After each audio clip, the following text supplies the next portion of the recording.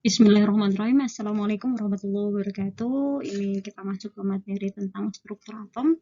Terus terang materi ini saya browsing ya. Nanti untuk dia punya sumbernya itu bisa nanti Ibu kasih masuk di description box-nya. Kita bicara tentang struktur atom. Oke, struktur atom. Semua materi itu tersusun oleh atom-atom. Dengan memahami struktur daripada atom, itu penting untuk membuka pemahaman kita tentang sifat dari suatu materi ya. Sejarah dari atom tahun 1808, John Dalton menyatakan bahwa semua materi dibuat oleh atau tersusun oleh bulatan-bulatan kecil yang mempunyai kemampuan untuk terikat satu sama lain dengan elastisitas yang sangat sempurna dan ini disebut sebagai atom. Teori atom dari Dalton itu dia menyatakan kalau suatu elemen atom dari unsur X itu dengan berikatan dengan atom dari unsur Y itu akan membentuk suatu senyawa yang terdiri dari unsur-unsur X ataupun Y. Misalkan 16X ditambah dengan 8Y akan terbentuk 8X2Y. Ini teori daripada atom Dalton. Partikel-partikel dari subatomik, jadi atom itu tersusun oleh beberapa partikel, diantaranya adalah elektron, yaitu elektron, proton, dan neutron. Dan masing-masing partikel ini memiliki massa tersendiri, muatannya sendiri, dari ada muatan kolomnya ataupun muatan unitnya. Kita lihat di sini, partikel misal proton dan neutron ini memiliki massa yang sama dan memiliki massa yang lebih besar dibandingkan dengan massa daripada elektron. Terus untuk muatannya, elektron memiliki muatan -1, proton memiliki muatannya +1, dan neutron itu tak bermuatan. Nah, dari sini dapat diketahui bahwa massa proton yang ini sayang, sama dengan massa neutron. Dan massa proton dan neutron ini merupakan 1840 kali lebih besar ya dibandingkan massa daripada elektron. Selanjutnya, sejarah atom lagi, tahun 1898, J.J. Thomson ini menemukan bahwa atom itu terkadang dapat menolak suatu partikel negatif yang lebih kecil. Nah, atom itu dapat menolak ya, maksudnya menolak partikel negatif yang lebih kecil itu agak jauh, yang kemudian dia sebut partikel yang negatif ini itu adalah elektron. Oke, penelitiannya J.J. Thomson ini dia menggunakan tabung sinar katoda ya. Di sini ada dua lempeng logam yang kemudian dari lempeng logam yang ini ada yang katoda kemudian anoda. Dari katoda ini dikasih dengan arus listrik ya. Kemudian di sini ternyata sinar dari katoda ini menembus atau diteruskan ke anoda ini itu berupa sinar yang lurus. Tapi ketika kemudian sinar ini dipengaruhi oleh medan magnet ataupun medan listrik itu terjadi pembelokan di sini seperti ini. Ini yang misalkan yang ke kutub negatif ini A yaitu sinar alfa, kemudian yang C ini adalah sinar beta ke kutub positif. Nah, yang ini yang tengah-tengah ini gamma. Nah, alfa itu sinar yang kemudian seperti inti helium ya, dalam artian dia bermuatan positif, itu dia tertarik ke yang negatif di sini, medan listrik yang negatif. Kemudian kalau yang di sini yang positif, ini yang C ini beta ya, dia bermuatan negatif gitu. Nah, dari sini ketika diketahui bahwa kemudian ada sinar yang kemudian terbelokkan karena adanya muatan listrik yang positif, artinya sinar ini bersifat negatif. Nah, dari sinilah kemudian disimpulkan bahwa yang negatif ini adalah elektron, ini cikal bakalnya. Nah, si J.J. Thomson ini dia kemudian mengukur massa permuatan daripada elektron. Nah, tahun 1906 itu dia mendapatkan Nobel Prize di bidang fisika. Next, kita lihat selanjutnya untuk muatan daripada suatu elektron ini. Untuk mengetahui bagaimana muatan daripada elektron ini dilakukan eksperimen oleh si Millikan yang dikenal dengan eksperimen tetes daripada minyak, di mana si Millikan ini merancang suatu eksperimen dengan percobaan di sini. Kalau kita lihat di sini ada dua lempeng.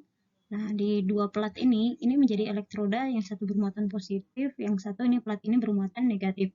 Nah, dari sini dilakukan dia menspray ya, atau menyemprotkan minyak di sini, dan tetes minyak ini yang jatuh ini dengan sebelumnya telah kita ketahui medan listrik, sudah besarnya medan listrik yang ingin kita ketahui, ketika tetes minyak ini dijatuhkan, itu kita dapat menghitung lagi tetes minyak ini dia punya muatannya itu seberapa. Nah, dengan percobaan yang lakukan berulang-ulang, itu diketahui bahwa nilai-nilai yang terukur itu, nilai yang didapatkan ini, itu merupakan suatu kelipatan dari suatu bilangan yang sama. Nah, dari sini dia kemudian menafsirkan bahwa bilangan yang atau kelipatan yang sama itu merupakan dari muatan daripada elektron itu tadi. Nah, elektron ini, untuk muatan elektron ini didapat dengan percobaannya si Millikan. Millikan ini juga mendapatkan hadiah Nobel ya di bidang fisika untuk percobaan yang ini. Oke.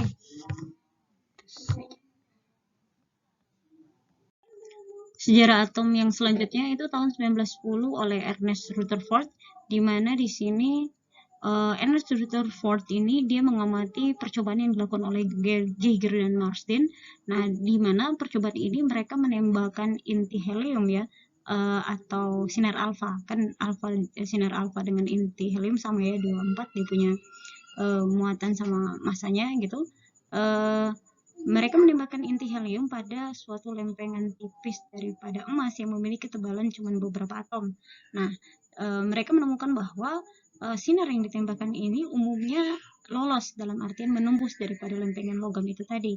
Tetapi demikian, ada bagian sinar ini yang kemudian tidak lolos, maksudnya dia hanya bagian kecil, sekitar 1 daripada 10.000 ya, itu satunya itu dia terbelokkan. Nah, kalau seandainya dari terbelokkan ini yang kemudian menjadi cikal bakal, oh ternyata kalau ada yang dibelokkan ini berarti ada bagian yang kemudian karena sinar alfa atau inti heliumnya ini positif, ketika dia terbelokkan atau ditolak gitu, berarti oh di bagian daripada atom itu pasti ada bagian yang kemudian bersifat positif.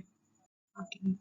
Nah, eksperimen dari si Rutherford ini bisa dilihat dari sini. Jadi kalau kita lihat di sini yang inti helium atau sinar alfa, kita bisa lihat ini sumber dari partikel sinar alfa itu di sini, kemudian ditembakkan. Ini kita lihat berkasnya di sini, ditembakkan pada lempengan logam itu tadi. Nah, ketika ditembakkan ini, ternyata sebagian besar itu ternyata umumnya itu dia menembus daripada lempengan logam itu tadi. Tapi bisa lihat di sini ternyata ada bagian yang kemudian dia terbelokkan. Nah, terbelokkan di sini, dia terpantulkan ini. Nah, ini hanya sebagian kecil. Nah, di sini bisa lihat di sini. Dari sini, kemudian si Rutherford itu kemudian berkesimpulan bahwa kalau dia tembus ini, diketahui bahwa kalau dia tembus karena di sekitaran atom itu ada ruang hampa, sehingga ketika sinar alfa ditembakkan di sini kita lihat dia umumnya tembus gini. Tapi kalau seandainya kemudian ada yang terbelokkan, bisa dimungkinkan bahwa ada bagian kecil daripada si atom ini, dari lempengan logam ini, yang kemudian memiliki sifat yang sama, dalam artian muatan yang sama dengan si sinar alfa yang bermuatan positif, sehingga mereka akan tolak menolak, atau dalam artian di sini terbelokkan. Oke. Nah, sebelumnya itu diketahui bahwa model roti kismis ya, atau di sini bilang puding plum ya, daripada atom yang kemudian yang tadinya dijelaskan oleh si Thomson itu kan dikatakan bahwa atom itu berupa suatu sphere, suatu bulatan yang bermuatan positif, dan kemudian elektron tersebar di permukaannya seperti ini. Nah, dengan kalau seandainya percobaannya Thomson mengatakan demikian, artinya ketika eksperimennya ini dia kemudian ditembakkan oleh suatu sinar alfa tadi, itu harusnya kan lurusnya seperti ini, harus lurus seperti ini, karena si elektron ini kan tersebar di permukaan daripada atom yang kemudian bermuatan positif, seperti halnya omongannya Thomson. Nah, ternyata hasil yang didapatkan adalah bahwa sejumlah sinar yang ditembakkan itu umumnya tembus, tapi ada sebagian kecil yang kemudian berbelok seperti ini. Nah, dari sini dapat diketahui bahwa dari atom itu mengandung suatu bagian kecil yang kemudian dibilang inti, yang inti ini bermuatan positif. Nah, kita ketahui bersama bagian kecilnya ternyata kecil sekali dibandingkan dengan ukuran atom. Jadi kalau ukuran atom itu sekitar kurang lebih 10 pangkat minus 8 cm atau sekitar 10 nano ya, 10 nanometer. Nah, ukuran daripada si intinya ini itu ternyata kurang lebih 10 pangkat min 13 cm, atau kalau ini 10 nanometer, maka yang di sini itu adalah 10 pangkat min 4 nanometer atau 0,0001. Buat angka belakang koma ya. Nah, ini perbandingan antara inti dengan daripada atom itu sendiri. Nah, model daripada atom Rutherford itu seperti yang digambarkan ini. Dia menggambarkan, Rutherford itu menggambarkan bahwa atom itu suatu atom itu partikel yang tersusun atas inti dan kemudian ada kulitnya. Nah, di sini yang inti ini mengandung proton dan neutron. Proton itu bermuatan positif, sedangkan neutron itu tak bermuatan, sedangkan elektron itu bergerak mengitari daripada inti ini. Jadi kalau lokasi daripada partikel-partikel subatomik itu dikatakan bahwa intinya itu adalah proton dan neutron, sedangkan elektron berada di sekitarnya. Oke, radius dari atom itu kurang lebih sekitar 100 pm atau 1 kali 10 pangkat min 10 1 kali 10 pangkat min 10 meter ya, atau dalam artian sekitar 1 angstrom. Jadi jari-jari atom itu sekitar 1 angstrom. Kemudian jari-jari daripada inti itu 5 kali 10 pangkat min 15 meter atau sekitar 5 kali 10 pangkat min 5 angstrom. Jadi ini kalau ini tadi jari-jarinya jari-jari daripada atom itu ada sekitar 1 angstrom. Kalau ini ternyata 5 kali 10 pangkat min 5 atau sekitar 0,00005 jari-jari daripada inti atom. Sangat kecil. Next. Oke, dari itu kemudian diketahui bahwa struktur daripada atom itu, atom tersusun atas proton yang kemudian merupakan partikel bermuatan positif, neutron partikel netral, dan elektron yaitu partikel bermuatan negatif. Proton dan neutron itu berlokasi di bagian intinya, sedangkan elektron itu ditemukan di orbital atau daerah yang di sekitar daripada inti.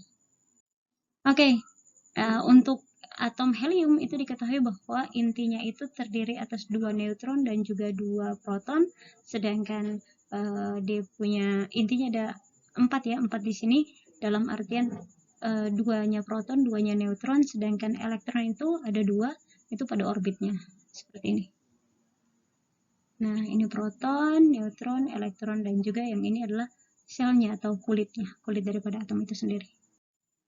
Struktur atomik, setiap atom yang berbeda memiliki karakteristik jumlah proton di dalam intinya. Jadi dalam artian bahwa setiap masing-masing atom itu memiliki jumlah proton yang berbeda-beda di dalam intinya itu tadi. Nah, kita lihat di sini nomor atom itu merupakan jumlah daripada proton. Atom dengan nomor atom yang sama akan memiliki sifat kimia yang sama, dan dan mereka merupakan unsur yang sama. Oke, selanjutnya masing-masing proton dan neutron itu memiliki massa yang kurang lebih 1 dalton. Kemudian jumlah proton dan neutron, gabungan dari proton dan neutron ini dalam suatu atom disebut sebagai massa daripada atom. Isotop adalah atom yang dari unsur yang sama tetapi memiliki nomor massa yang berbeda disebabkan oleh jumlah daripada neutronnya berbeda. Jadi kalau isotop itu protonnya sama tetapi nomor massanya berbeda. Nah, massanya yang berbeda ini disebabkan oleh jumlah daripada neutronnya berbeda. Selanjutnya kita lihat di sini kalau untuk struktur daripada atom untuk helium ini kan biasanya 242 ini menyatakan bahwa jumlah nomor atomnya, 2 ini nomor atomnya, nomor atom ini juga menyatakan bahwa jumlah dari proton daripada suatu atom, sedangkan yang 4 ini adalah massa daripada atom. Massa atom itu merupakan jumlah atau gabungan dari proton dan neutron dari suatu atom. Nah, ini 2 dan 4 ini terkadang tulis begini, tapi bisa jadi juga bisa tulis 2-nya di bawah, 4-nya di atas. Yang jelas, umumnya nomor atom itu pasti lebih rendah dibandingkan dengan massa atomnya. Oke, jumlah daripada elektron itu bagaimana? Jumlah pada elektron itu sama dengan jumlah daripada proton. Jadi kalau kita gambar dari sini helium, oh jumlah protonnya 2, berarti elektronnya juga 2. Oh masanya 4, kalau masanya 4 berarti neutronnya berapa? Neutron itu kan massa itu kan gabungan proton ditambah neutron. Jadi kalau massa protonnya 2, massanya 4, berarti untuk mendapatkan neutron 4 dikurangi 2 dapatnya 2. Oke. Nomor atom itu merupakan jumlah proton di inti. Massa atom atau yang disimbolkan dengan A itu merupakan gabungan proton ditambahkan dengan jumlah neutron. Nah, itu sama halnya dengan untuk massa itu karena jumlah proton berarti sama halnya dengan Z itu tadi ditambah dengan jumlah neutron. Isotop adalah atom-atom dengan dari unsur yang sama tetapi memiliki jumlah neutron yang berbeda. Oke, kita lihat di sini. Ini X ini adalah simbol daripada unsur. Z A ini adalah massa daripada jumlah nomor massa. Sedangkan Z ini adalah nomor daripada atom. Oke, kalau kita lihat di sini untuk hidrogen dia punya nomor atom yang sama 111 tapi memiliki massa yang berbeda-beda 1 2 3. Nah, kalau di sini hidrogen ini berarti ini yang ini dan ini nih ini adalah isotop dari hidrogen. Jadi kalau H11 ini hidrogen, H12 ini disebut sebagai deuterium, terus kalau H13 ini biasanya disebut tritium. Ini isotop ya. Nah, selain isotop hidrogen ada isotop daripada uranium. Kalau uranium 92235 ini 92238. Perbedaannya di nomor massanya ya. Ini sama-sama isotop daripada uranium. Oke, ini struktur daripada atom. Kita lihat kalau hidrogen itu dia memiliki satu proton dan juga satu elektron. Jadi di inti itu ada satu proton dan kemudian elektron itu ada di bagian kulitnya seperti ini. Tapi kalau oksigen itu 816, 8 protonnya, 8 neutronnya, 8 elektronnya. Jadi kalau kita digambarkan di sini di intinya itu ada 8 proton dan 8 neutron, sedangkan 8 elektronnya itu ada di kulitnya. Di kulit pertama ini ada 2, yang ini. Dan di kulit yang kedua itu ada 2, 4, 6. Oke. Nah, kita lihat lagi di sini untuk karbon kan ada karbon 12, karbon 13 dan karbon 14. Karbon 12 itu berarti masanya 12, ini masanya 13, ini nomor masanya 14. Untuk karbon 12, protonnya 6, neutronnya 6, elektronnya 6. Gambarannya seperti ini. Jadi di inti yang bagian sini itu ada 6 proton dan 6 neutron, sedangkan 6 elektronnya itu di bagian kulit. Untuk karbon 13 ternyata yang banyak itu adalah neutronnya. Neutronnya di sini berarti di sini di intinya itu ada 6 proton dan 7 neutron. Nah, karbon 14 itu yang banyak juga neutronnya, sehingga di bagian inti ini ada 6 proton dan 8 neutron. Nah, ini isotop daripada karbon. Selanjutnya, isotop daripada sodium atau Na ya. Ini ada Na1123 dengan Na1124. Di sini nomor masanya yang berbeda, karena masanya yang berbeda ini disebabkan oleh jumlah neutronnya yang berbeda. Nah, untuk Na1123, 11-nya elektron, 11 proton, dan juga 12 neutron. Proton dan neutron ini di bagian intinya, yang ini. Kemudian kalau untuk Na1124, ini ternyata yang banyak itu adalah neutronnya. Jadi kalau ini elektronnya sama-sama 11, seperti halnya yang ini, protonnya juga 11, tapi yang lebih banyak di sini adalah neutronnya, di intinya. Oke, bisa lihat di sini. Yang untuk isotop itu, yang berbeda itu neutronnya, jumlah protonnya sama. Selanjutnya, sejarah daripada atom tahun 1913 ada Niels Bohr. Niels Bohr ini dia belajar itu di bawah asuhannya si Rutherford ya di Universitas Victoria di Manchester. Kemudian Bohr ini memperhalus ya, atau kayak menjelaskan lagi ide dari si Rutherford dengan menambahkan bahwa elektron itu berada pada orbit. Nah, orbit ini seperti halnya orbit daripada planet-planet ketika mengelilingi matahari. Nah, masing-masing di mana masing-masing orbit ini hanya mengandung jumlah elektron tertentu. Nah, jadi kalau sebelumnya itu kan kalau elektron dikatakan oh dia ada di sekitaran si atom aja. Nah, si pemikirannya Niels Bohr ini mengatakan oh dia punya orbit atau kulit daripada atom. Oke, kita lihat. Nah, multi elektron atom, jadi atom yang memiliki banyak elektron itu ada di sekitaran daripada inti atom itu pada orbitnya masing-masing. Nah, atau istilahnya di sini kulit atom. Jadi ada kulit pertama, kulit kedua, kulit ketiga, kulit keempat sampai kulit ketujuh. Nah, kulit pertama itu simbolnya K, kulit kedua L, M, N. Nah, di masing-masing kulit atau orbitnya ini dia punya mampu menampung elektron dengan jumlah tertentu. Ini kita lihat di sini, ternyata ini kulit ya, atau yang kalau pakai sistem 1S, 2S yang kayak gitu, itu kulitnya semakin ke bawah. Ini kita lihat dari 1S, 2S, 2P sampai 4 ini semakin ke atas ini ternyata semakin bertambah energinya.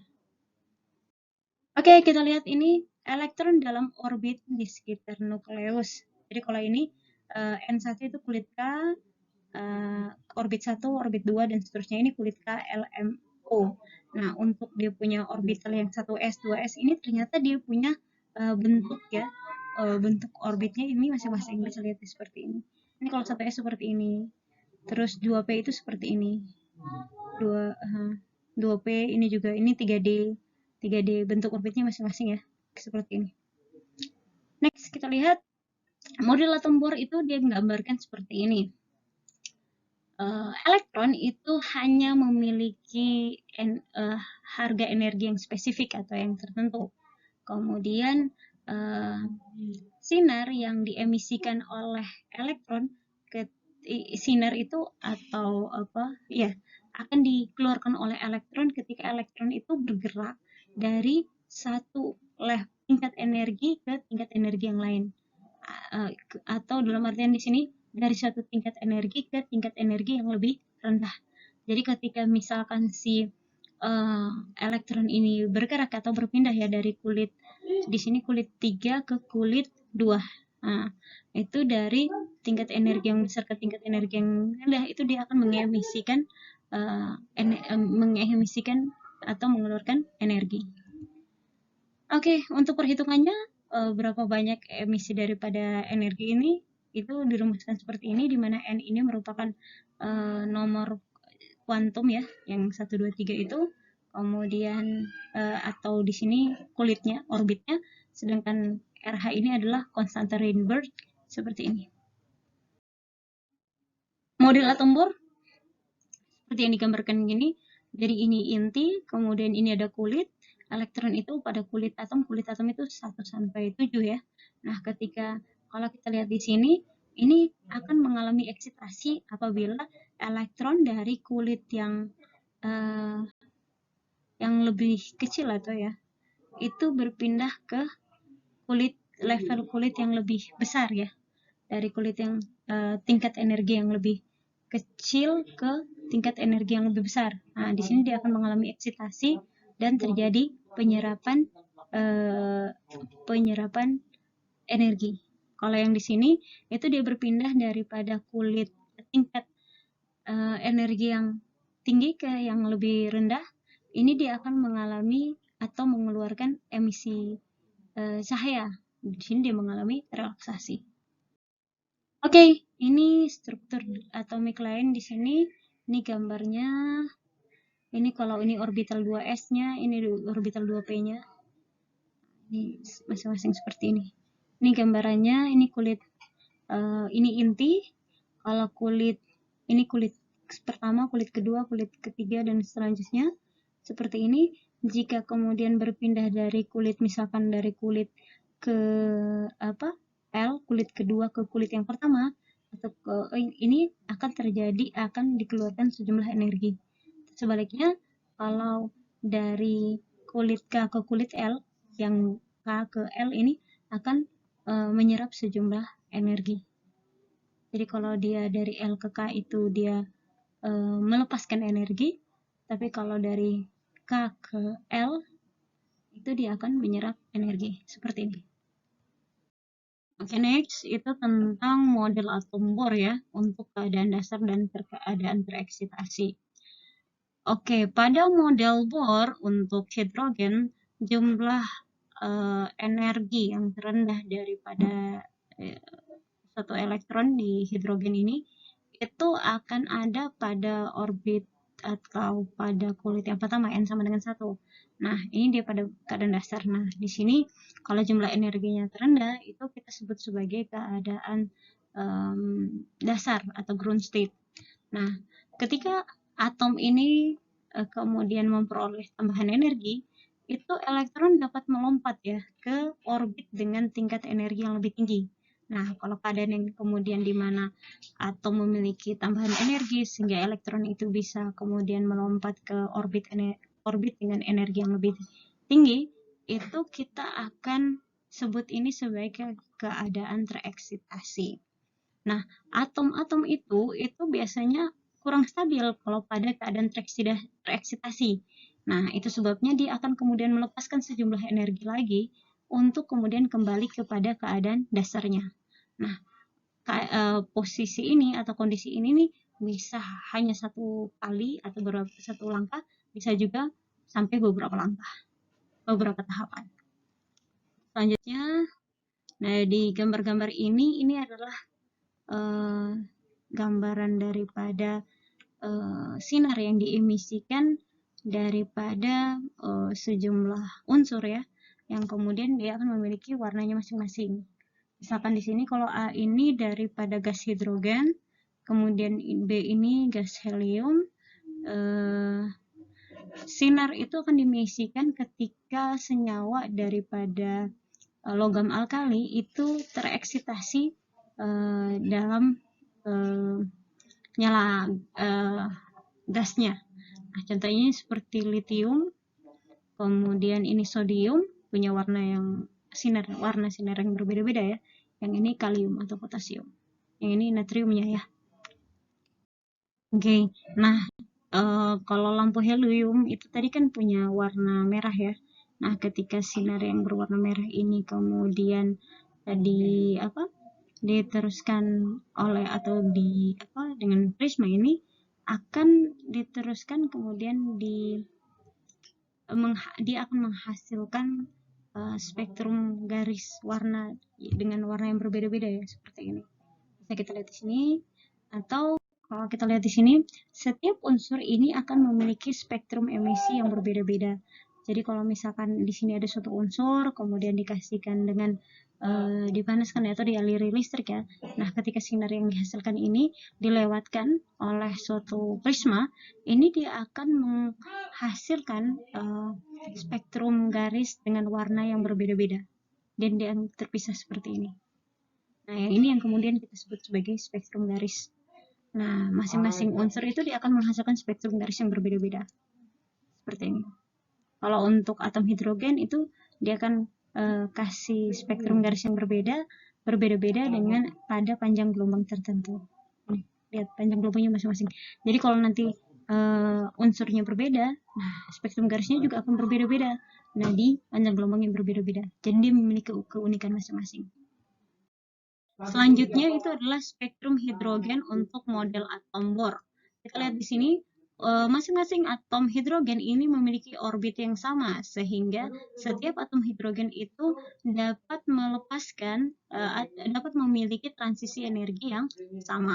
Sekalipun demikian, karena jarak antara orbit-orbit di dalam atom itu tidak sama, maka kalau terjadi dua lompatan di dalam atom, misalkan lompatan elektron yang berpindah dari orbit satu ke orbit yang lain ini, dari atom itu dia tidak akan memiliki energi yang sama. Ini disebabkan oleh jarak antara orbit itu berbeda.